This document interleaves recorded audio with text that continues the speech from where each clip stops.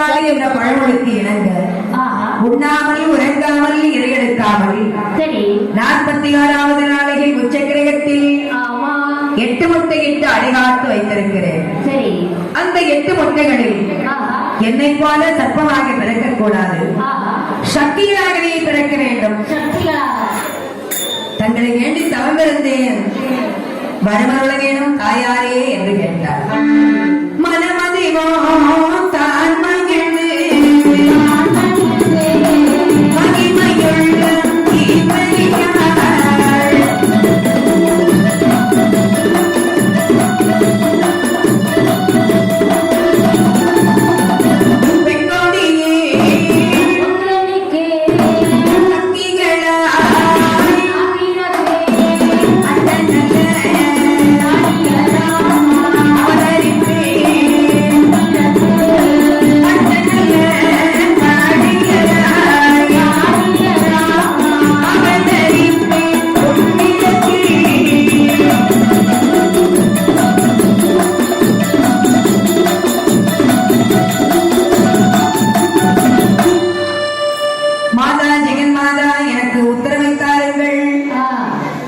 வரம் கொடுக்க வேண்டும் என்று கேட்டார்.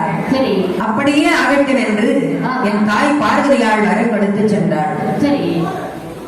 அந்த நாகக்கண்ணி பெண்கொடியாள் எட்டு வைத்த முட்டைகளிலே இருந்து ஆதி பராசக்திகள் அர்த்த காளியர்கள் எப்படி அவதரிக்கின்றார்கள் தெரியுமா? தீரப்பல்லும் நல்ல நிரிச்சடையும், தீரப்பல்லும் நல்ல நிரிச்சடையும், நிரிச்சடையும் நிரித்தருளும் நல்ல ஜடை முடியும்.